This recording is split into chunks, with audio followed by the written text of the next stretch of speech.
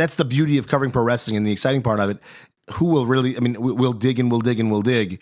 One guy could just say that wasn't the case. That's why we have you in. That's right. And I just think they need to be rewarded. This whole bloodline storyline, the fact that we're talking about it like this and I'm this excited to discuss it. I mean, we do some wrestling on the show, but wrestling has hijacked the Danny Picard show. Which is fantastic, as it should. And they've done it because the bloodline storyline needs to get some type of an award. Everybody. Night 2, the main event, we're going to see Solo go for the thumb to the neck with Cody. Like, you're going to play back last year's scene. And that probably sets up the finish, I would think, right? Whether I can't imagine Roman wins. All right. Can't. Let's get to predictions then. What do you think is going to happen? And who wins? Because the tag match is obviously implications for night 2 with the tag match in night 1. If The Rock and Roman Reigns win, then it's bloodline rules in night 2 for Cody versus Roman Reigns. Really, but yeah, we do. The Rock explained it. He said anything goes. The Rock said, I can be on commentary. I can be the referee. I can do this, that. And I think... So there's basically no... They could bring out the whole family to beat the shit out of Cody Rhodes, right? Or if Cody and Seth win the tag team match, then nobody in the bloodline... This is important because this is where I think they're going with it. They want you to think we're going to see the whole family on night 2. I think Cody and Seth are going to win night 1. That begins Roman getting frustrated with The Rock. And then night 2, when none of the bloodline can come down because of what happened night 1, someone from the bloodline, Solo's going to try to get involved. And that's when The Rock comes back and goes, no, you're disrespecting the family name. We lost. We have to play by the rules. You can't do this. And that's when I think Roman will get pissed at The Rock again. That's when you get the clash and we get set for next year's Mania. That's what I think is going to happen. Let's hear Justin Barrasso. I respectfully disagree. I think that you got to have, just to set up all the speculation for night 2, you've got to have, and you got to have Seth Rollins get bludgeoned in night 1, right? Because if he's going to lose the belt, it makes more sense that he's injured and comes in vulnerable in night 2. And I don't know, like one of my favorite parts to last year's match was when Kevin Owens and Sami Zayn come and they take out the Usos. And it's Cody and Roman. It's one-on-one, right? It's Cody's time. It's Cody's moment. And I genuinely thought Roman was going to win that match. And I started to think, hey, maybe I'm wrong. Like, maybe I didn't read this right. Then the Solo interference, and that's the match. But I don't know who comes to Cody's aid this time. Like, say Rollins loses the belt and Rollins, I don't know. Like, I don't necessarily see that feud ongoing between, and maybe Seth challenges Cody after he wins the belt. I don't know. But who comes to Cody's aid? That'll be fascinating. But I think they're going to go all bells and whistles Sunday night, which would mean that The Rock and Roman have to win on Saturday. Plus, where's the intrigue? If Cody, here's the beautiful part of it. Who gets pinned on Saturday? Justin, this is professional wrestling. Yes. You think because they set the rules like that, yeah. But the bloodline, like you saw in SmackDown 2 weeks ago when Roman was like, oh, we said no one was going to be here.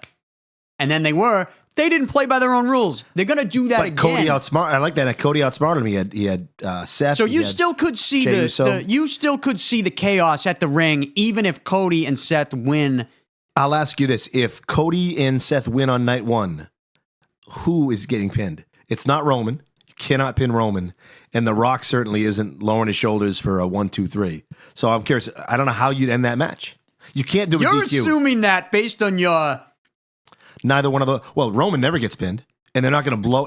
Shouldn't say blow it. You're not when Roman gets pinned, it has to be to lose the belt, right? That's the moment. Roman is not getting pinned night 1. Can't. The Rock is getting pinned, and I say that because I disagree with you. I don't think The Rock came back. I'm telling you, you have to watch The Rock on the Pat McAfee show from back in September. He kind of gave too much information, in my opinion, to where I think some people might have been like, "Dude, no, give us a little more kayfabe, right? Like, give us a little more of that."